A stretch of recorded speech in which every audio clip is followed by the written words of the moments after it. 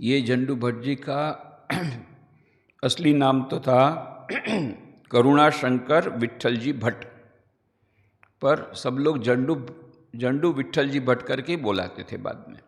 उसका कारण ये था कि इससे करुणाशंकर नाम तो बहुत ही अच्छा था, ये असली नाम था, पर बचपन में उनके बाल थे वो एकदम घुंघराले थे और एक साथ मानो जंगल के समान बाल उनके ऊपर उग आए थे। तो तब से उनका नाम झंडू पड़ा बचपन में। फिर वो झंडू रह ही गया, झंडू करके बुलाते थे सब बचपन में, फिर वो झंडू नाम रह ही गया। तो बाद में ये झंडू विट्ठल जी भट्ट हुए। असली नाम था करुणाशंकर विट्ठल जी भट्ट। 1831 में इनका जन्म हुआ और 1898 में निधन हुआ 60 साल की उम्र में। ये हमने कल बताया था। नडियाद में उनका निधन हुआ 10 मई 1998 को। ये लोग 5 भाई थे, दिखने में सब समान थे। उस समय के ज़माने में क्या है कि एक ही प्रकार का ड्रेस रहता था, एक ही प्रकार का पगड़ी रहता था। तो इवन बाद में हम देखेंगे हरिदास देसाई के जो 5 भाई थे वो भी ठीक उसी प्रकार से एक साथ बैठे हैं तो पता नहीं लगेगा कौन कौन सा है, कौन कौन सा भाई है। तो उसी प्रकार से पांचों भाई, ये उन पांचों भाइयों में काफ़ी ये गाढ़ घनिष्ठता थी। और उस समय के ज़माने में भाइयों के बीच बहुत प्रेम रहता था, आजकल के ज़माने के समान नहीं था।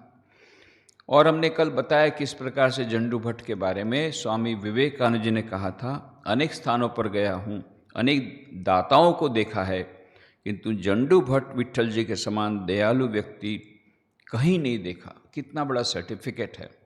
ऐसे झंडू भट्ट जी की कुछ हमने उन्हें उदाहरण, कुछ कथाएं, कुछ इंसिडेंट्स, घटनाएं हमने दिखी। वडवाण के महाराजा के बारे में जो हुआ, फिर वो ब्राह्मण ने झूठे बर्तन की चोरी की, वो उनको और भी उसकी ब्राह्मण देवता की पूजा की, ये सब।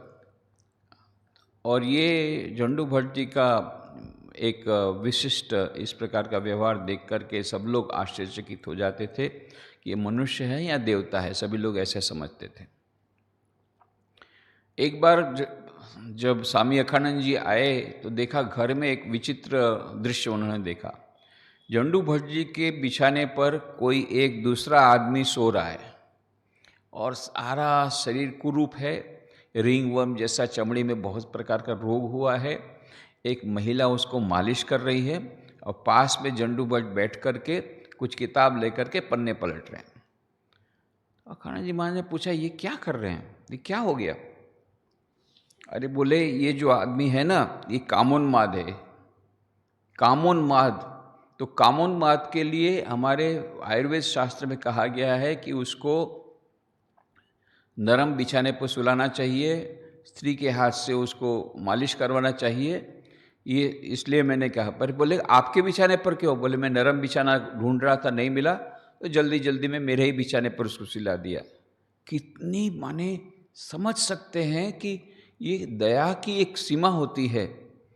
खुद वो रिंग वर्म वाला जिसके में चमड़े के रोग हुए हैं उसको अपने बिछाने पर सुलाया। इतना ही नहीं, बोले अब मैं किताब में देख रहा हूँ उसका निदान क्या क्या है वो देख रहा हूँ उसको क्या दवाई दिया जाए। बाद में ऐसा अखानंद जी महाराज कहते हैं, बाद में सचमुच में उसको ट्रीटमेंट किया और सचमुच में ठीक हो गया, पागल आदमी ठीक हो गया और ये झंडू भट्ट जी के परिवार का एक सदस्य बन गया। तो ऐसे तो कई इंसिडेंट हैं।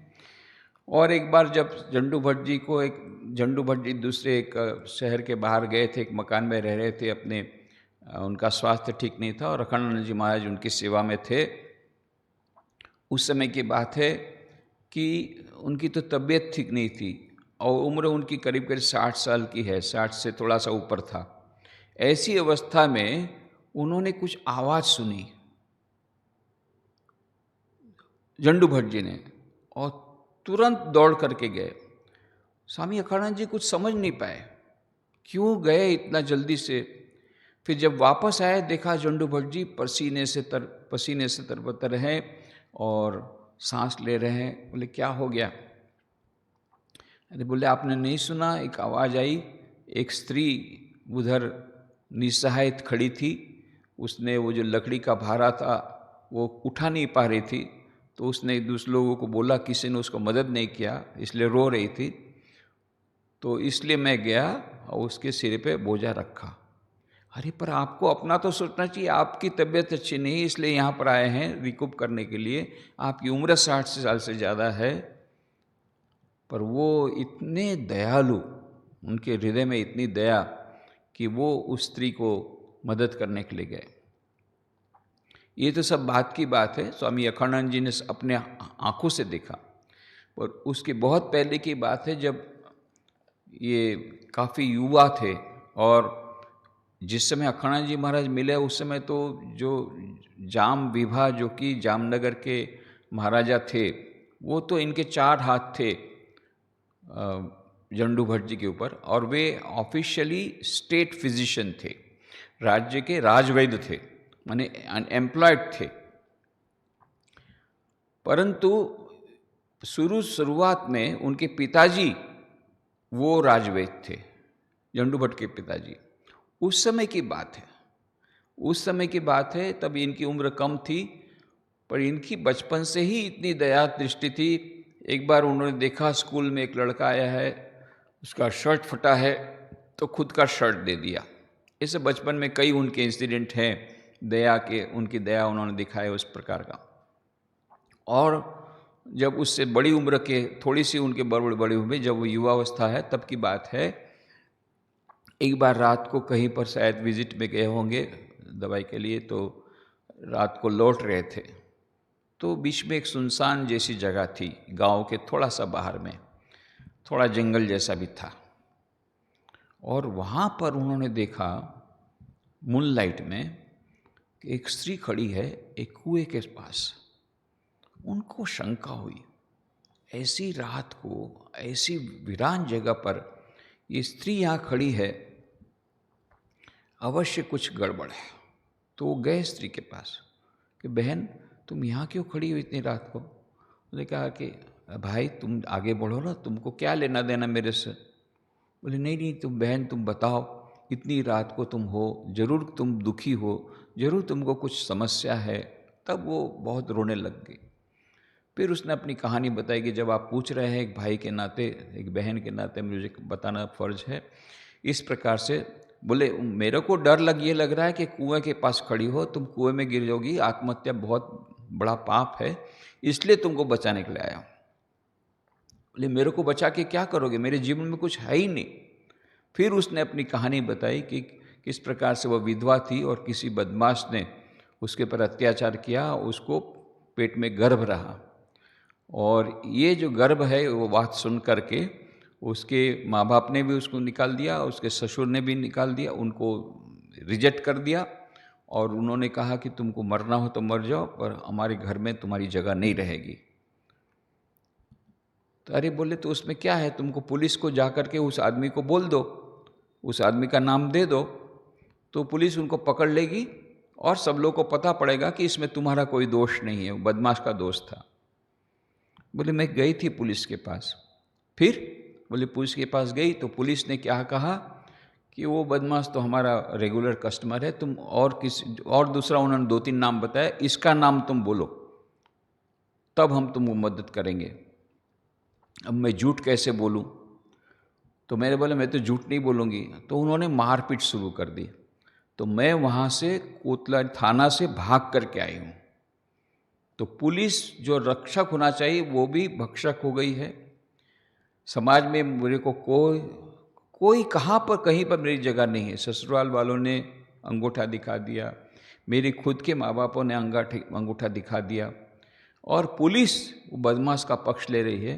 तो मैं अभी जिंदा नहीं रहना चाहती। तो फिर उन्होंने समझाया देखो आत्महत्या करना बड़ा पाप है, तुम ऐसा करो मैं राजा को बोल करके कुछ न्याय कराऊंगा, पर अभी तो रात हो ही है, तो तुम मेरे साथ चलो, मेरे घर चलो। तो बोले मैं अनजाने व्यक्ति के साथ कैसे चलूँ किसी के घर, तो संभव नहीं है। आपका नाम क्या है पहले बताओ। तो बोले मेरा नाम जंडू भट्ट है। जंडू भट्ट नाम बोलने के साथ वो पैरों में पड़ गई, आप ही जंडू भट्ट हैं, सुना है आप तो देवता हैं, आप मनुष्य नहीं हैं। तब से उनकी ऐसी उनके बारे में सारे नगर में बात थी कि झंडू भट्ट ये मनुष्य नहीं, ये देवता है। तो फिर वो चली गई। फिर झंडू भट्ट आए, आकर के उसको अपनी पत्नी को बोला इसको थोड़ा सा अच्छी तरह देखो। अब उनके पिताजी तो गर्म हो गए, ये क्या कर रहे हैं, मैं राजवैद हूँ, जब इसको पता पड़ेगा राजा को तो क्या हमारी हालत होगी, एक बड़ी बला लाया, तो क्या ऐसे उपाधि लाते रहता है हमेशा, क्या करेंगे। उनको लगा कि अब तो मेरी नौकरी तो गई, इसको तो जेल में डालेंगे। और ठीक यही हुआ। दूसरे दिन सुबह में राजा ने उसको बुलवा के भेजा झंडू भट्ट को, क्योंकि कोतवाल था, पुलिस ने वहाँ जाकर के कंप्लेंट कर दिया राजा को कि ये झंडू भट्ट हमारी सब एडमिनिस्ट्रेशन में हमेशा अपना सिर मारते रहता है, बीच में अपनी नाक घुसाता है, और इस प्रकार से हमारे एडमिनिस्ट्रेशन हमको ठीक करने नहीं दे रहा है। हम लोग एक एक्शन ले रहे थे, वो आकर के बीच में, अब वो स्त्री को पता नहीं उसकी खुद की रखेल होगी ना क्या होगी, उसको ले गया है, अपने घर में रखा है, ऐसा कुछ बताया। और इधर तो महाराजा, उस समय तक में महाराजा उनके डिसाइपल जैसे नहीं हुए थे, शुरू की बात है। और जाम विभा तो एकदम गर्म हो गए, लाल पीले हो गए। बुलाओ उसको, बोले अभी उसको ठीक है सजा देते हैं। और उसको बुलाया, पहले तो बहुत डांटा उसको, इस प्रकार से हमारी इसमें दखल करते हो तुम, एडमिनिस्ट्रेशन में पुलिस वालों को काम नहीं करने देते हो उनका खुद का। सब सुन लिया। फिर उन्होंने हाथ जोड़कर कहा कि राजन, यदि आप थोड़ा शांत दिमाग से सुनेंगे तो मेरी बात सुनिए। मैं वैद्य हूँ, वैद्य होने के नाते ये मेरा कर्तव्य है कि कोई भी व्यक्ति यदि आत्महत्या कर रहा है उसको बचाना, ये मेरा कर्तव्य है वैद्य के नाते। एक, दूसरा, आप राजा हैं, राजा होने के नाते आपका भी कर्तव्य है कि आपके राज्य में कोई भी आत्महत्या करने न जाए, और यदि कोई आत्महत्या कर रहा है तो उसका कारण जान करके तुरंत उसका कारण दूर करके उसको आपको अभय दान देना चाहिए। आपका काम मैंने किया है, तो मैंने कौन सा कोई बड़ा गुनाह किया है, ऐसा करके प्रेम से समझाया। तब ये राजा समझे, हाँ, तो बोले इसलिए मैं लाया हूँ उसको, नहीं तो वो आत्महत्या करती, उसका पाप आपको पड़ता और मेरे भी पड़ता, क्योंकि मैंने अपनी नज़र के सामने, यदि मेरे नज़र में नहीं आता तो नहीं था, मैंने अपनी नज़र के सामने देखा वो आत्महत्या करने जा रही थी, कुआं के पास खड़ी थी, ये मेरा कर्तव्य होता था उसको रोकने के लिए। अब याद देखिए कितने लोग आत्महत्या कर रहे हैं, परंतु हमारा कॉन्सेंस नहीं है कि हम उसको रोकने का प्रयत्न करें, पर इनका कॉन्सेंस था, तो उन्होंने तुरंत उसलिए प्रयत्न किया। और राजा आग बबूला हो गया था, फिर भी उसको शांत करके बोला कि आपका भी कर्तव्य है, ये राजा का कर्तव्य होता है कि उसके राज्य में कोई ऐसी स्थिति बनी रहे कि कोई आत्महत्या करने के लिए बाध्य न हो, और यदि आत्महत्या करने के लिए जाता भी है तो उसको बचाना भी कर्तव्य होता है राजा का। ये राजधर्म भी उन्होंने सिखाया।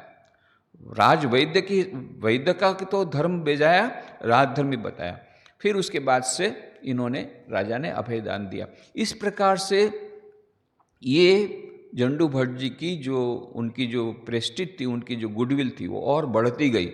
ये घटना के बाद लोगों को लगा कि इस प्रकार से झंडू भट्ट करे। फिर कुछ लोगों ने कहा, झंडू भट्ट जी आप थोड़ी लिमिट से बाहर जा रहे हैं, लिमिट से बाहर जा रहे हैं, बहुत बड़ी कीमत चुकानी पड़ेगी, इतना भला होने की आवश्यकता नहीं है, ये दुनिया भले आदमी के लिए नहीं है, ये समाज भले आदमियों के लिए नहीं है, इसलिए आप थोड़ा लिमिट में रहिए, बहुत ज़्यादा आप भले बन रहे हैं।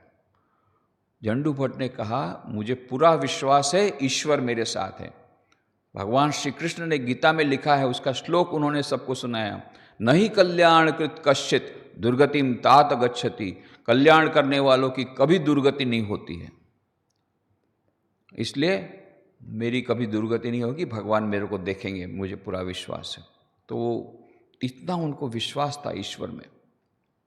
इतना ही नहीं, बहुत ज़्यादा लोग बोलते थे तो वो एक कहानी सुनाते थे, बहुत सुंदर कहानी है। एक आदमी था, बहुत भला आदमी था, बहुत भला आदमी, एकदम भला, एकदम सीधा साधा, भोला भाला, उसका नाम ही था भला। और उसका काम क्या, सबका भला करना, किसी का बुरा नहीं करता था, तो उसका नाम ही भला पड़ गया था। और सब लोग इतना धीरे धीरे उसका नाम इतना अधिक हो गया, सब लोग भला की बात करते, बोले भला कितना अच्छा है, भला कितना अच्छा है, भला कितना अच्छा है, भला कितना भला है, सब उसी की बात कर रहे हैं। धीरे धीरे धीरे बात पहुंची राजा के पास।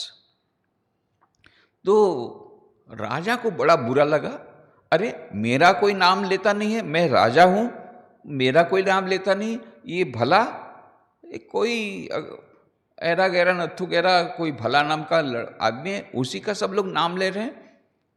बस इसको मैं जेल में डालूंगा, देखता हूं क्या करता है। जब ये राजा ने बताया कि उसको जेल में डालूंगा, तो खबर पहुंच गई सारे शहर में कि इसको तो जेल में डालेंगे। तो किसी ने भले को बोला, अरे भला ये क्योंकि सब उसके हितैषी तो बहुत अधिक थे, क्योंकि भला ने कई लोगों को मदद किया था। उन्होंने कहा जल्दी जल्दी भला तू भाग, ये राजा सिपाही भेजने वाले हैं, वो तेरे पर गुस्से हुए हैं, तो तुमको पकड़ के ले जाएंगे, इसलिए तू भाग। तो भला भाग गया, भागा, शहर से भागा, और वेश परिवर्तन करके इधर उधर जाता रहता था। अब एक दिन एक गांव से थोड़े बाहर में एक खेत के पास एक झोपड़ी में पति पत्नी बातें कर रहे थे कि देखो हम तो अब जिंदगी हमारी इसी में चली गई, इतनी मेहनत कर रहे हैं तो दो जन खाने को नहीं जुट रहा है, हम लोग दोनों इतनी मेहनत कर रहे हैं।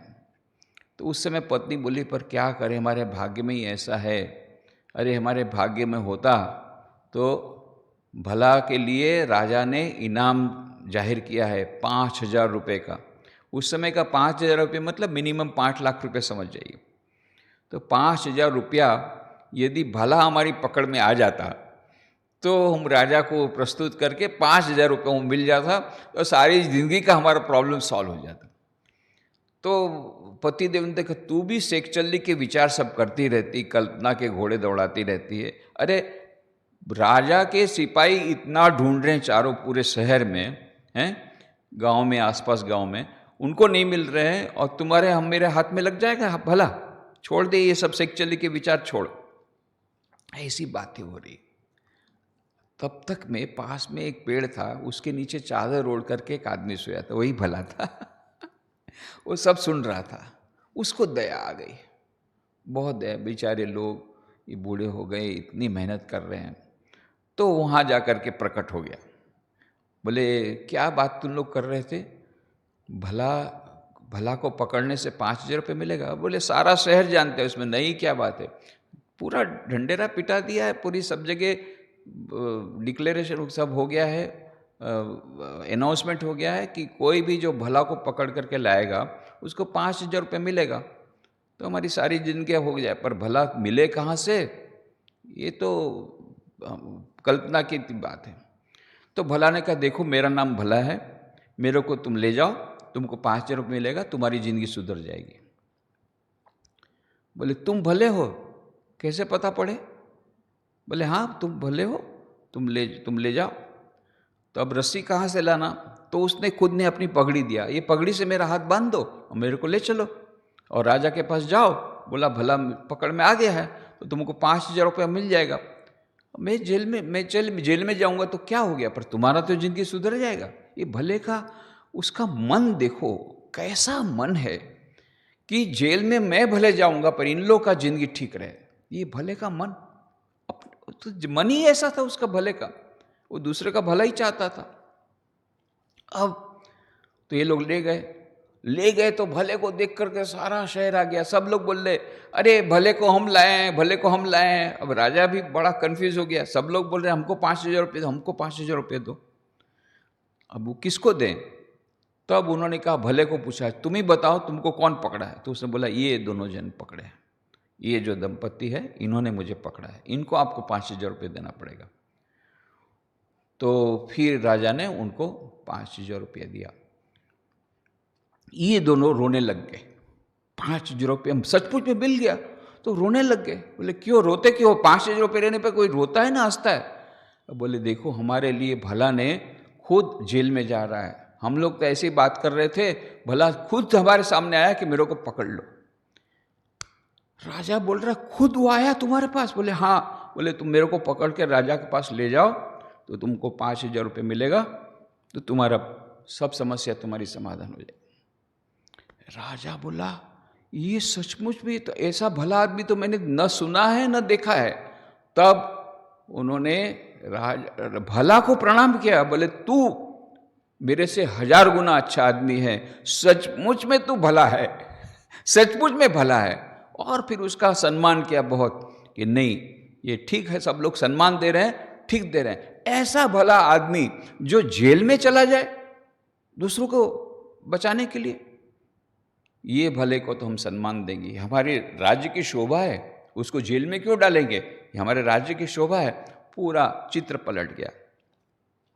ये कहानी सुना करके झंडू भट्ट बोलते थे देखो भले जो करे भला उसका हो भला, जो भला करता है उसका बुरा कभी नहीं हो सकता। गीता में भगवान श्री कृष्ण ने ये वचन दिया है, नहीं कल्याण कृत कश्चित दुर्गतिम तात गच्छति। इसलिए मैं अपना कार्य करता ही रहूँगा। सचमुच में जिंदगी के आखिर दम तक वे भला करते रहे, दूसरों का भला, कितना भला किया, कितना भला किया।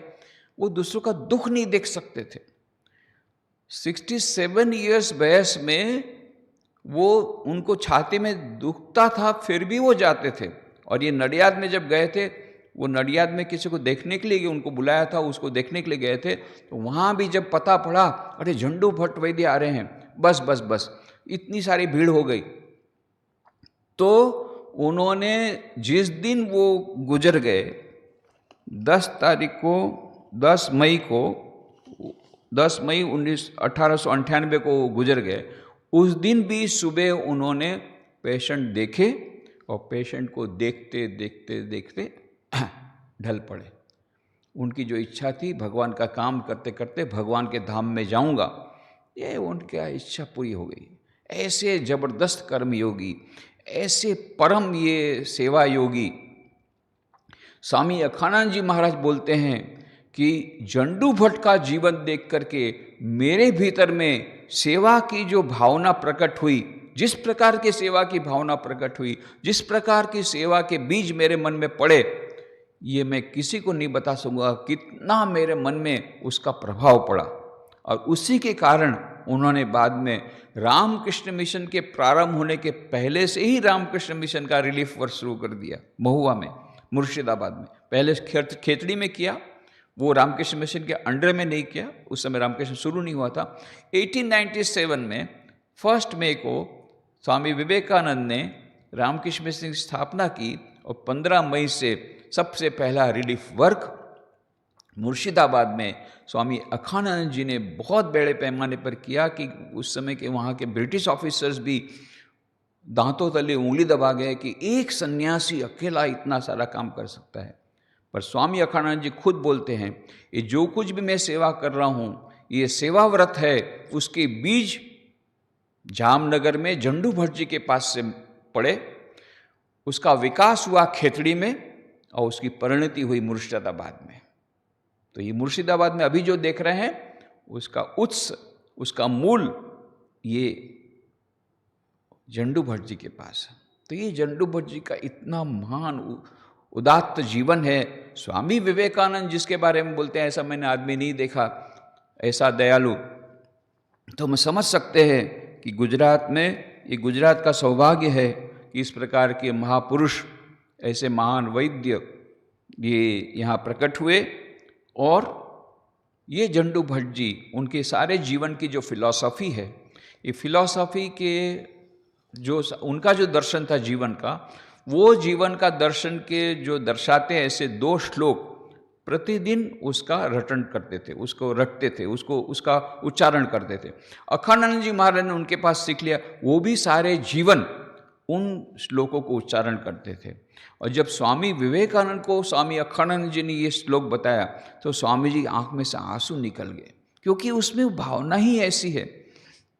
ये श्लोक एग्जैक्ट क्या है हम लोग को पता नहीं था, पर बाद में स्वामी अखानंद जी महाराज की महासमाधि के समय, उस समय शास्त्री हाथीभाई हरिशंकर ये शास्त्री हादी भाई हरिशंकर के बारे में स्वामी अखंडानंद जी एक किताब लिखना चाहते थे, वो नहीं हो पाई। ये भी महापुरुष थे। तो शास्त्री हाथी भाई हरिशंकर ने लिख करके भेजा ये 2 श्लोक, जो कि उन्होंने कहा कि स्वामी, जो कि जंडू भट्ट जी सब समय उसकी आवृत्ति करते थे, और स्वामी अखंडानंद जी उनके पास से सीख करके वो भी 2 श्लोक की आवृत्ति करते थे। वो 2 श्लोक उन्होंने लिख करके बताए। 2 श्लोक कौन से हैं? एक तो बहुत फेमस है, न त्वहम कामये राज्यम न स्वर्गम ना पुनर्भवम कामये दुखतप्तानाम प्राणिनामार्तिनाशनम। मुझे राज्य की कामना नहीं है, स्वर्ग की कामना नहीं है, मैं मुक्ति भी नहीं चाहता। मैं केवल इतना ही चाहता हूँ प्राणियों का दुख दूर हो, बस इसके सिवा मैं कुछ नहीं चाहता हूँ। कामये दुख तप्तानाम प्राणी नाम आरती नाशनम। जितने प्राणियों हैं, केवल मनुष्य नहीं, जितने जीव हैं, ये जीवों का दुख दूर हो, केवल इतना ही मैं चाहता हूँ। न मुझे राज्य की कामना है, न मुझे स्वर्ग की कामना है, और न ही मुझे मोक्ष की कामना है।